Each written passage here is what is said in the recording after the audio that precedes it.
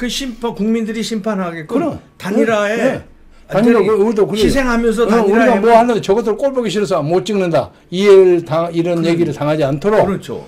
황교안 책임이 일차적으로 가장 큰 거예요. 아니 국민들이 그래 문재인 심판할게. 근데 우파에서 2명인 한 지역구에 나오면은 이게 곤란해지. 지난번 창원 선거처럼요. 2명이 나오는 것도 중요하지만은 네. 사람을 신이라고 뽑는다는 사람이 전부 다 변호사, 판사, 돈 가지고 있는 사람 이런 사람만 뽑으니까 또 그런 반발이 또 나오는 거야. 그러니까 진짜로 그 공천 관리를 할 때 네. 정말 하늘에 우러러 부끄러움이 없이 해야 합니다.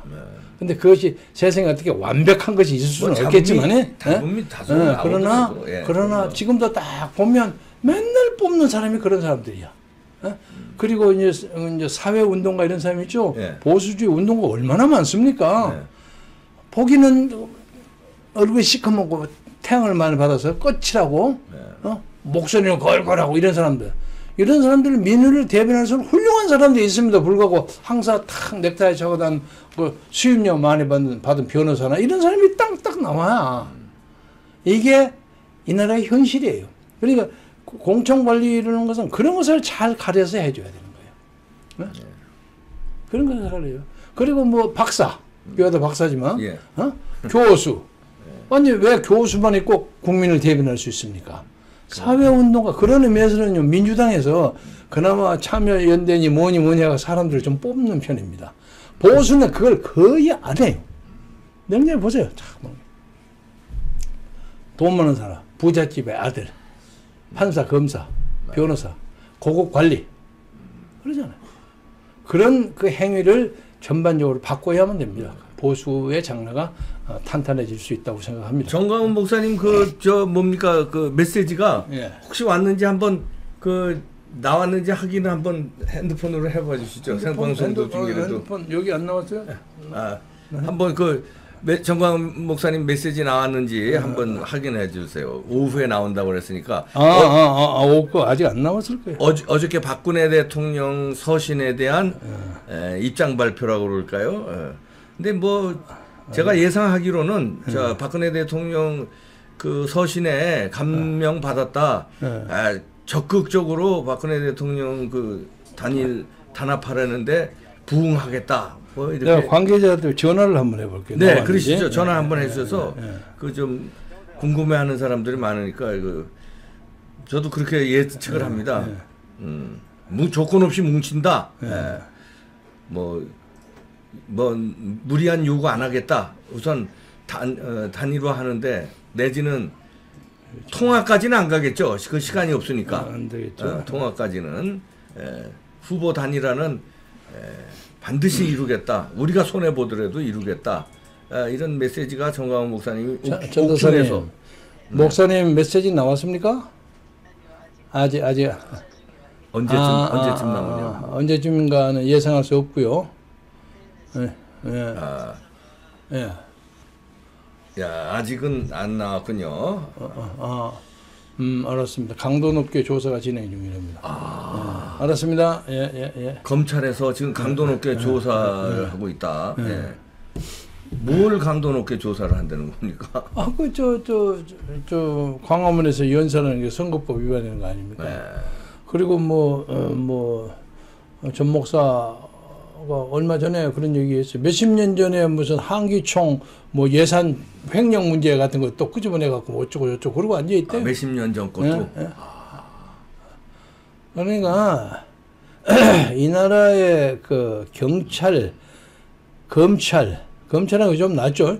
경찰은 나는 경찰이 이게 수사권과 기소권을 주는 건 난 절대 반대합니다.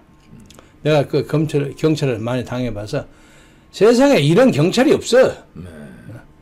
자유나라, 자유국가 많이 돌아다녔지만 그냥 권력의 강아지 노릇을 하는 거예요. 불쌍해요. 그래야 진급하니까. 목구멍이 포도청이라고. 목구멍이 포도청. 민중의 지팡이가 아니라 청와대의 지팡이. 민중의 몽둥이. 민중에는 몽둥이. 우리 저 김경재 의원님은 저 미국에서도 오래 계셨죠? 네. 예. 그래서 미국 정치 돌아가는 것도 잘 아시는데. 엊그제 그 슈퍼 예, 화요일. 슈퍼 화요일 얘기 좀 분석해 주시죠. 난 뭐 자세히는 안 봤습니다. 대충 외신 통해서 봤는데 네. 슈퍼 화요일이 미국의 이제 중간 선거의 중심 터닝 포인트인데 네. 16개인가 지역에서 할 겁니다. 네. 근데 14개인가 16개인가 확실히 모르겠는데 하여튼 3분의 1이 결판납니다. 그런데 거기에 샌드가 버몬트 출신인데 네. 거기가 투표가 그 대의원 투표가 16개예요. 네. 16개고 가장 큰 데가 캘리포니아인데 415개예요. 네. 그러니까 399개의 차이가 있어요. 네. 그런데 버니가 네. 그 두 개 다 이겼어요. 네, 샌더스가 이겼습니다. 버니 샌더스가 이겼는데도 불구하고 바이든이 네. 승리했더라고요. 그리고 거기 이제 브리지틴가 하는 그 젊은 애 있죠. 네. 부티. 브루지틴가. 네.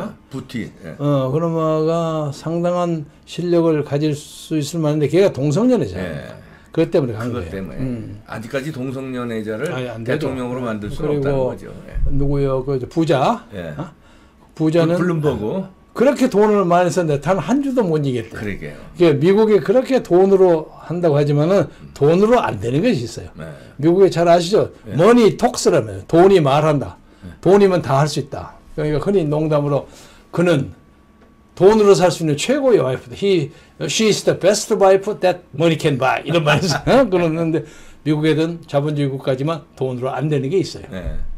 그래서 결과적으로 보면 바이든하고 트럼프하고 붙을 것 같고 저는 개인적으로 바이든을 잘 압니다. 아, 그러세요? 저 뉴저지 세네터를 했거든요. 뉴저지 상원은 뉴저지에서 했죠. 근데 기차 타고 왔다 갔다 하면서 저하고 나이가 거의 비슷해요. 근데 요새는 약간 정신이 좀 총기가 떨어진 것처럼 보이던데 옛날에 참 브라이트했습니다. 그리고 트럼프는 저하고 같은 대학 동창이고 유펜 동창이고 그래서 조금 관계가 다 있고 나이가 다 든 사람들이에요. 그런데 우리로서는 트럼프가 되는 게 낫죠. 그렇죠. 그래서 특별한 일이 없는 트럼프가 되리라고 봅니다. 그러면 되고 나면 지금 북한도 코로나가 들어와가지고 좀 상당히 심각하다고 그래요. 북한은 내부 붕괴할 가능성이 많다고 봅니다. 여러 가지 정보 다 얘기하기는 어렵습니다만은 코로나 때문에 꽉 막으니까 걔들은 먹고 사는 것이 없는 거야. 그래서 우리나라에 지금 마스크를 살기 위해서 쫙 줄 서는 거. 저는 그걸 보면서 베네수엘라 사람들이 라면이나 식품 사기 위해서 줄 서는 것을 생각이 나더라고요. 그런가요? 이 베네수엘라 줄이라는 건 나라가 망해가지고 먹고 살지 못해서 배가 골아서고 여기는 생명 문제 때문에 서 있는 거예요. 그리고 심각성이 꼭 약하다고 볼 수 없는 거죠. 그렇죠. 여기는 배는 따뜻한데 생명이 왔다 갔다 하고 여기는 당장 굶지만 않으면 그래도 생명이 유지되는 거니까 이게 상징적으로 베네수엘라의 줄과 한국의 마스크의 줄이 공포감은 이 줄이 더 많죠. 우리 한국의 줄이. 그렇죠. 그래서 이제 중국에서는 줄도 못 쓰죠. 아니 북한에서는 줄도 못 쓰죠. 그래서 공포증으로 때려잡는 거죠. 아니 우한폐렴 걸리면은 쏴죽이 총살거리잖아요. 아니 태워버린다는 거예요. 태워버린다. 쏴죽이고 태워버려요. 그래서 나는 그런 폭력과 전제가 그렇게 오래 계속될 수 없다고 생각합니다. 그래서 지금 이 2020년 이 해가 남한이나 북한이나 이 한반도, 중국을 포함해서 동북아시아의 새로운 시대의 변화를 가져오는 어떤 터닝 포인트가 되지 않을까. 그런 의미에서 미국 대선도 대단히 주목합니다. 시진핑도 이번에 저거 처리를 잘못해가지고 시진핑이가 지금 힘이 좀 빠질 거예요. 중국에서는 황제거든. 시황제거든. 시황제가 이제 안 될 거예요. 그렇죠. 종신 집권이 가능하게 되는데 저거 갈 겁니다. 그래서 중국이 가리라는 상징은 홍콩의 민주화에서 우리가 암시를 얻는 거예요. 아, 중국 사람. 그게 대부분 중국 아닙니까? 그래서 동북아시아의 역사적 전환점이 올 것이다. 그래서 그 전환점에 세계 운세에 맞춰서 우리도 4.15 총선에서 진짜 명예롭고 단합된 자유민주주의 세력의 승리. 그래서 동북아시아에 뭐 일본과 쌍벽을 이루는 일본을 좀 뭐 우습게 생각할 수 있는 당당한 나라로 만들 수 있는 기회가 오지 않을까. 이게 그 세계 역사를 보면요. 이 공교력에 이게 막 맞물려 돌아가서 우연찮은 기회에 큰 그냥 역사가 일어나고 역사가 다 그럽니다. 그렇죠. 그러니까 아니 저 베를린 장벽 무너진 것도 뭐 미국 소그련이 이렇게 대통령 미국 대통령이 이렇게 하고 뭐 이렇게 하니까 그냥 한 방에 훅 무너지잖아요. 아 이제 프랑스 파리에 프랑스 혁명 마르세유에 시장권에서 청년 둘이가 쌈박질하다가 벌어진 거야. 우연한 걸 모르는. 그러니까 이럴 때 지금 2020년 말씀하셨는데 지금 시진핑이가 저렇게 시 황제가 조금 힘이 쭉 빠지고 김정은이 어렵게 되고 뭐 저 안에서 폭동이 일어나고 이럴 때 자유우파가 굳건한 승리를 거둬들이면 이게 뭐 쉽게 그냥 어부지를 거긴 또 미국은 트럼프가 돼가지고 강력하게 밀고 이러면은 쉽게 또 통일이 그냥 휙 올 수도 있는 겁니다. 옛날에 광해군 시절에 우리나라 사람들은 망해가는 명나라를 계속 붙들고 앉아요. 이런 병신들이죠. 세계 그때는 라이징 스타가 청나라였거든. 그렇죠. 만주거든. 광해군은 그걸 하다가 희생됐어. 그게 광해군은 외교에 있어서는 내적인 문제가 있었지만 외교는 훌륭했습니다. 그래서 우리나라에서 그 새로운 시대를 개척하려고 하는 사람들이 많이 희생이 되고 지금까지 북벌을 주장했던 모든 사람들이 거의 암살당했습니다. 효종부터 시작해서 독살당하거나 그러니까 뭘 지키려고 하는 그 음모주의자에 의해서 그냥 매장당해 버리는 거예요. 그래서 그런 그 새로운 시대의 운동, 민족 운동이 이번에 4.15 총선을 통해서 자연스럽게 일어나서 참 여러 가지로 뭐 비극이란 위대한 작품은 비극 속에서 나오잖아요. 전직 대통령 감옥소에 둘이나 가 있고. 그러니까요. 광화문 광장을 역사에 가장 많은 청중을 동원했던 어떤 선지자는 옥고를 쳐 지금도 가혹한 검사들의 말도 안 되는 혐의로 강도 높게 신문을 받고 있는. 어떤 의미에서는 진짜 비극과 위대한 역사가 태어날 수 있는 아주 좋은 배경이에요. 그러네요. 그러죠. 그리고 그런 그 전환점에 중요한 역할을 하는 종교 지도자가 꼭 있었잖아요. 우리나라 조선시대, 고려시대 꼭 있었잖아요. 있고 말고. 무슨 원효대사도 있고. 있었습니다. 그래서 그런 연극은 탁 맞고 지금도 매일 저녁에는 두만강에서 목숨 걸고 자유를 찾아서 나오는 소련 내가 코리안 엑소더스라 그럽니다. 자유를 찾아서 나오는 사람이 있고 그래서 맞아 죽기도 하고 성폭행 당하기도 하고 다 뺏기고 또 누구한테 끌려가서 엉뚱한 중놈들 밑에 가서 애기 낳고 살고 그래도 끝끝내 몇 년 후에 또 돌아오고 돌아와서 자기가 낳은 새끼가 아까워서 또 돈 벌어 그 아들 찾으러 가고 그러니까. 이 많은 비극 이거 얼마나 비극입니까? 눈물겨운 비극. 엄청난 거지. 이것을 우리 한국 사람들 아무렇지도 않게 생각하고 있는 거야. 그 내일이 아니니까. 이해하는 박사 얘기를 들으면 기가 막혀요. 기가 막혀. 나는 그래서 이해하는 박사가 우리 대변인을 했었는데 저쪽에 그 무슨 공사 나 그 사람 무시하는 건 아니지만 그 사람은 금수저요. 뭐 외교관이니까. 외교관이고 그냥 김일성 내하고 잘 되고 하다가 눈치 보니까 눈치 봐서 온 사람인데 이해랑 같은 아주 그냥 흑수저예요. 흑수저. 그런 사람이에요. 그리고 어렸을 때부터 부모가 어찌 되고 살아서 죽기 살기로 나온 사람이야. 그래서 그런 사람들에게도 자유와 광명을 주는 것이 이 모든 운동의 출발이 이번 4.15 선거라고 생각합니다. 개인적으로 저는 나이가 이제 저 뒤에 가서 애를 보거나 아니면 옛날 같으면 산등성에서 누워 있어야 할 나이인데 그럼에도 불구하고 속 없이 열심히 나오는 것은 이 역사가 좀 잘 되는 것을 보기 위해서. 그야말로 배구종군이란 말 그대로 배구종군 해가서 이 나라를 잘 만드는데 옆에서 박수 치는 기분이 얼마나 좋습니까? 그 희망컨대 의원님은 지역구에 요번에 나오시는 그런 욕심은 없으시죠? 전혀 없어요. 그래서 몇 년 후에 북한의 해산진 같은 데 가서 탁 막걸리 한잔 마시면서 친구들하고 하자. 자유스러운 왕래가 있고 여기에 옛날 김정은인가 뭔가 하는 이상한 놈이 와서 다 쳐버리고 새로운 자유주의 정권이 그걸 들어쓰고 그런 나라가 되리라고 믿으면서 오늘 열심히 살려고 노력합니다.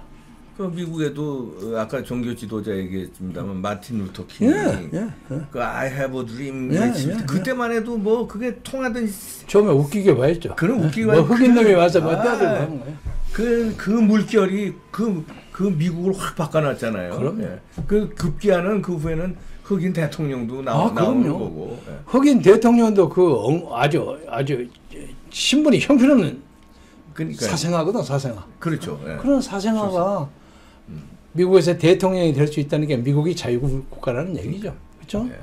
우리나라는 상상도 못할 얘기죠. 예. 그래서 우리도 이번 2020년이 그런 한 역사의 큰 흐름을 확 바꿔놓는 그런. 그래서 이번에 예를 들면 태영호도 국회의원이 되고, 그렇죠. 아까 이해란도 국회의원이 되고, 그러면 북한 사람들이 어떻게 보겠어?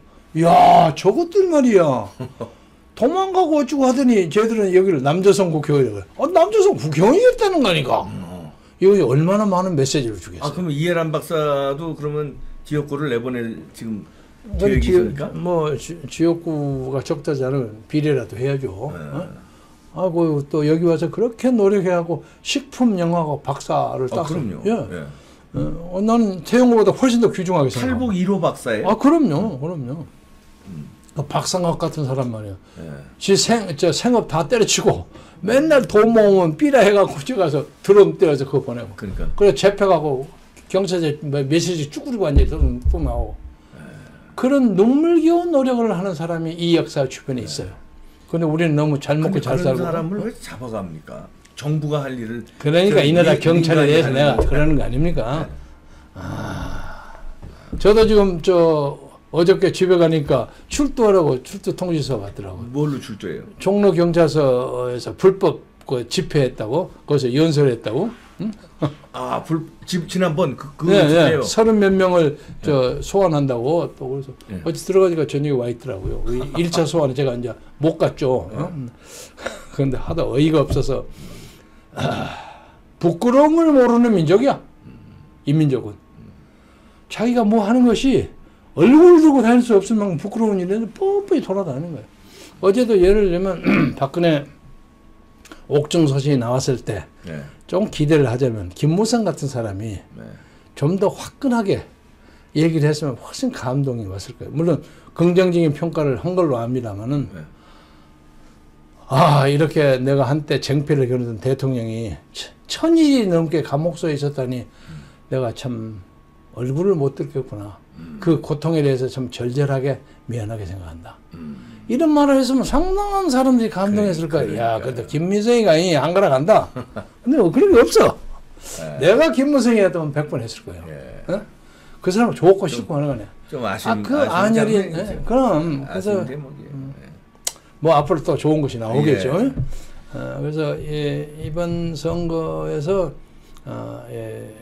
보수나 자유주의 쪽 사람들이 단합하는 것도 중요하지만 중간층에 있는 사람들, 소위 무당층, 중도 하는 사람들이 확실하게 이쪽을 밀어줘서 쟤들이 일패도지 당하게 그렇게 만들어 주시기 바랍니다.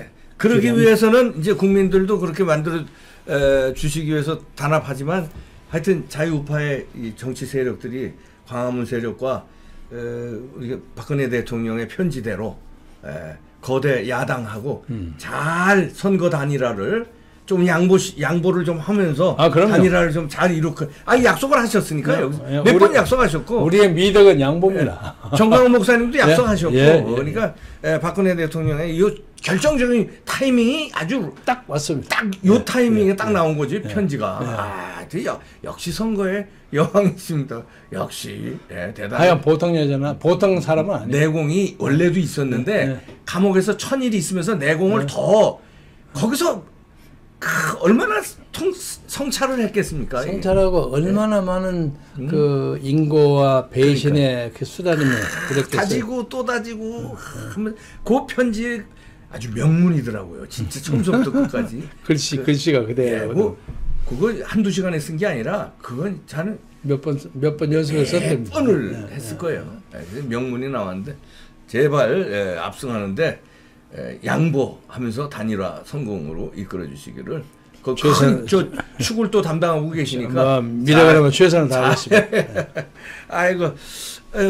2020년 11월 3일 전 세계 GDP의 무려 4분의 1을 혼자 담당하고 있는 미국의 대통령 선거가 치러지게 됩니다. 애플, 마이크로소프트, 아마존, 알파벳까지 1천조 원이 넘는 가치의 회사 4개를 보유하고 있고 MIT, 스탠포드, 하버드, 캘리포니아 공대까지 세계 대학 순위 1위부터 5위 중에서 4개가 미국 대학, JP모건, 뱅크 오브 아메리카, 시티그룹, 웰스파고 등 2천조 원에서 3천조 원이 넘는 자산을 보유한 미국의 초대형 은행들이 전 세계 자본시장을 휩쓸고 있습니다. 이뿐만이 아니라 글로벌 파이어파워가 50가지 평가를 기반으로 분석한 군사력 순위 파워인덱스에 따르면 미국이 세계 1위로 군사 동원 가능 인구가 무려 1억 4,487만 명, 헬리콥터 5,768대, 탱크 6,289대, 미국의 1년 국방 예산이 900조 원에 육박하는데요. 중국, 사우디, 인도, 프랑스, 러시아, 영국, 일본, 한국의 국방 예산을 모두 더해야 겨우 비슷한 수준이죠. 상상을 초월하는 스케일입니다. 이렇다 보니 미국의 대통령, 리더가 누구로 바뀔 것인지가 전 세계 모든 국가들의 공통된 초미의 관심사입니다. 이번에도 미국의 대선은 공화당과 민주당의 싸움인데요. 공화당 후보 경선에서는 모두의 예상대로 도널드 트럼프가 압승하였습니다. 아이오와 코커스에서 열린 공화당 첫 경선에서 트럼프의 득표율은 97.1%, 경쟁 후보로 나온 윌리엄 웰드 전 매사추세츠 주지사나 조 윌시는 기껏 해봐야 1%가 조금 넘는 득표율을 기록하였습니다. 전혀 상대가 되지 않았죠. 도널드 트럼프 미국 대통령은 자신의 트위터에 민주당의 아이오와 경선은 정말 엉망이었지만 공화당은 그렇지 않았다. 나는 역사상 가장 큰 재선 투표를 했는데 지금까지 가장 높은 기록을 보유하였던 오바마 전 대통령의 기록을 많은 차이로 눌렀다. 97%가 넘는 득표를 했다. Thank you 아이오와 라며 자신의 자랑을 트윗에 남겼습니다. 여기까지는 전문가가 아니더라도 전 세계 누구나 예상할 수 있었습니다. 트럼프의 능력을 떠나서 공화당의 트럼프와 경쟁을 벌일 만큼 존재감이 큰 인물 자체가 현재로서는 없기 때문이죠. 자, 그런데 민주당은 조금 달랐습니다. 바로 몇 시간 전 공개된 민주당 경선 결과를 보시면 트럼프 재산의 20배, 66조 원을 보유한 마이클 블룸버그는 이번 경선에 참여하지 않는 대신에 10개의 경선이 몰린 주죠. 슈퍼 화요일부터 참여할 것이라 전했습니다. 따라서 당연히 이번 아이오와에서 치러진 민주당 경선에서는 버니 샌더스, 엘리자베스 워런, 그리고 바이든 이 세 후보 중 한 명이 당연히 1위를 차지할 것이라 예상되었죠. 그런데 이번에 실제로 1위를 차지한 인물을 보시면 피트 부티지지, 무려 26.8%의 득표율로 유력했던 후보인 엘리자베스 워런과 조셉 바이든을 압도적인 차로 눌렀습니다. 피트 부티지지, 너무나 생소하죠. 그의 정확한 이름은 피터 폴 몽고베리 부티지지. 하버드 대학교에서 역사와 문학을 공부한 그는 로즈 장학생으로 선정되었고 영국 옥스퍼드 대학교에서 정치와 철학을 공부하게 됩니다. 이후 2009년부터 2017년까지 미국 해군 예비군에서 일하였는데 7개월간 아프가니스탄에 파병 나가기도 할 만큼 용감한 성격을 지녔습니다. 피터 부티지지는 인구 10만 명 이상의 시의 시장 중에서 최연소 나이인 29세에 인디애나주 사우스밴드 제32대 시장으로 선출되었지만 인구수 10만이 조금 넘는 작은 도시인데다가 그동안 미국 내에서도 크게 이름을 알릴 만한 사건이 없었는데요. 왜 갑자기 미국인들은 올해 나이 38세인 이 남자 피트 부티지지에 열광하며 다음 미국 대통령 후보로 지지하고 있는 것일까요? 우선 피트 부티지지의 특이점을 살펴보면 그는 동성애자입니다. 2018년 체스턴 글래즈먼과 결혼식도 열었는데요. 만약 피트 부티지지가 올해 미국 대선에서 당선될 경우 미국 최초의 동성애자 대통령이라는 타이틀을 얻게 됩니다. 미국 최초의 흑인 대통령으로 당선되었던 버락 오바마도 아이오와 민주당 경선에서 돌풍을 일으킨 후 모두의 예상을 깨고 대통령으로 당선되었는데 부티지지와 오바마 둘 다 연설의 천재라 불릴 만큼 스피치 실력이 뛰어나다는 평가까지 받으며 비슷한 흐름을 보여주고 있습니다. 자, 그런데 일본은 부티지지가 당선될 경우 큰 위기를 맞이하게 되죠. 환태평양 경제 동반자 협정 TPP라고 하는데 아시아 태평양 지역의 주요 국가들의 모든 품목의 관세를 철폐하여 무역을 진행할 뿐만 아니라 지적 재산권, 금융 등의 모든 비관세 장벽까지 없애자는 협정입니다. 원래는 미국과 일본이 함께 TPP를 주도하였는데요. 트럼프 미국 대통령이 당선된 지 4일 만에 미국 우선주의를 앞세워 TPP를 탈퇴하면서 일본이 홀로 주도하게 되었습니다. 자, 그런데 결국 중국을 압박하기 위해서는 트럼프에게는 다른 국가들과 협력 수준을 높이는 힘이 필요했고, 백악관에서 공화당 의원들과 주지사들을 만난 자리에서 공화당의 존 튠 상원 의원이 TPP는 중국을 압박하는 최선의 카드라 전하자 트럼프는 백악관 국가경제위원회와 미국 무역대표부 대표의 TPP 재가입 가능성에 대한 검토를 맡겼다라 전했습니다.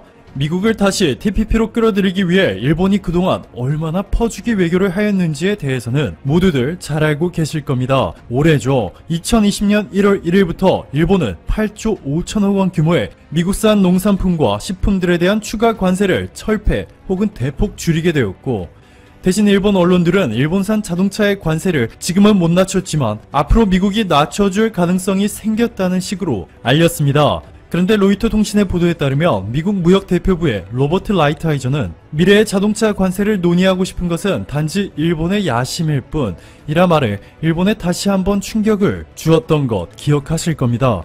일본의 아사히 신문은 주도권을 미국에 내줬다라며 결과적으로 일본이 미국의 약점을 잡혀 굴복했다 강하게 비판하였고, 일본의 야당은 아베는 미국과 윈윈 협상을 했다고 했는데 숫자로 설명을 해달라 라며 합의문에는 미국이 추가 관세를 부과하지 않겠다고 적지 않았다면서 오히려 미국이 일본산 자동차에 추가로 관세를 부과할 가능성도 있다고 우려하였습니다. 그런데 지금 이렇게 민주당 경선 결과 모두의 예상을 뒤엎고 피트 부티지지가 미국인들의 전폭적인 지지를 받으며 1위를 기록 중에 있습니다.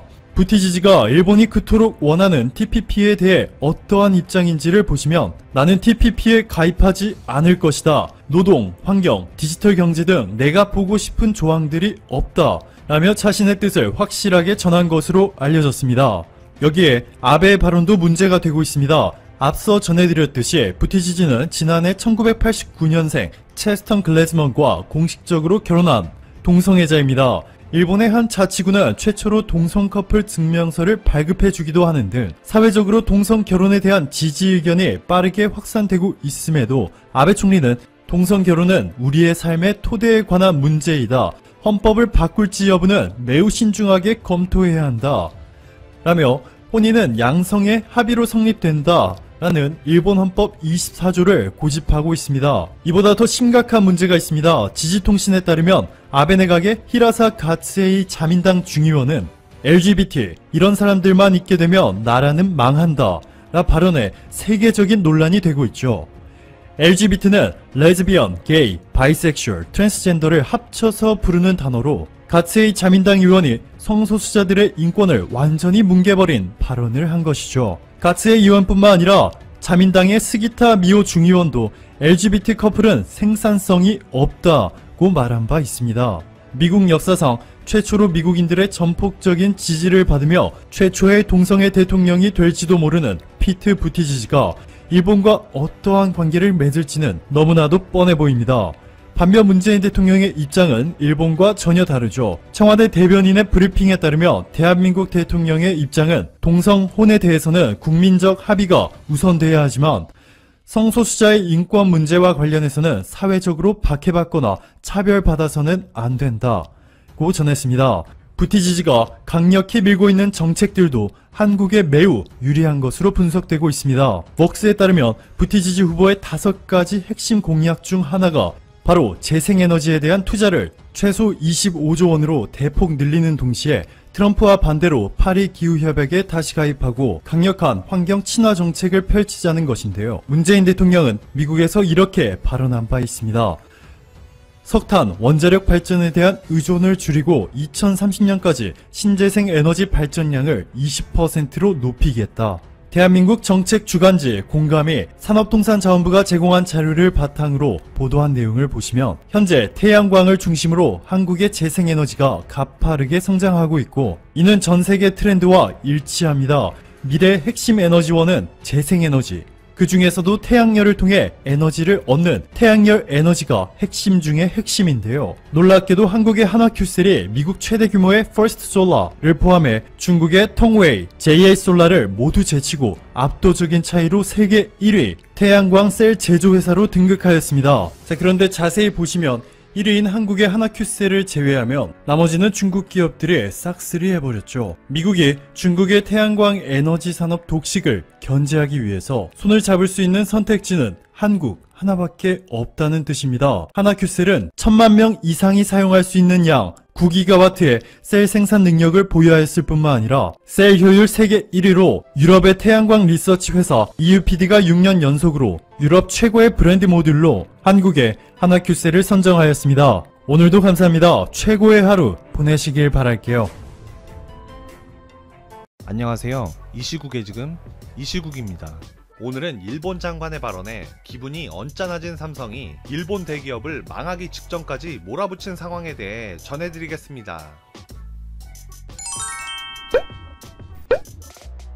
지난해 7월 일본이 한국에 대한 수출 규제 조치가 한창일 당시 고노다로 당시 일본 외무상의 발언이 화제였습니다. 고노다로 전 외무상은 지난해 8월 베이징에서 열린 한중일 외교장관 회담 장소에 도착해 먼저 기다리다 한국 기자들에게 다가와 "그게 뭐예요? 캐논? 이 카메라는 니콘? 캐논이 둘이네요? 라고 말했습니다. 이 발언은 고노 전 외무상이 당시 국내에서 한창이었던 일본 제품 불매운동을 의식해 한일 기자들의 카메라 브랜드를 물어보며 한국의 불매운동을 폄하하고 일본 카메라의 우수성을 강조하는 듯한 발언을 해 해당 영상이 한국 네티즌들 사이에서 화제가 됐었던 적이 있습니다. 고노다로 현 방위상의 당시 발언은 사실 인정해야 할 부분은 인정해야 합니다. 현재까지도 디지털 카메라 시장은 캐논과 니콘 등 일본이 지배하고 있는 것은 사실입니다. 하지만 일본의 디지털 카메라 시장의 규모와 확장성마저 세계적이라 말할 수 있을까요? 지난주 삼성전자가 공개한 삼성 갤럭시 S20 울트라를 유심히 지켜봤다면 그는 절대 그런 말을 해서는 안 됐었습니다. 최근 스마트폰의 카메라 기술력이 급속도로 발전하면서 디지털 카메라 시장도 급속도로 위축되기 시작하고 있습니다. 일본 카메라 영상기기 공업회에 따르면 지난해 글로벌 디지털 카메라 출하량은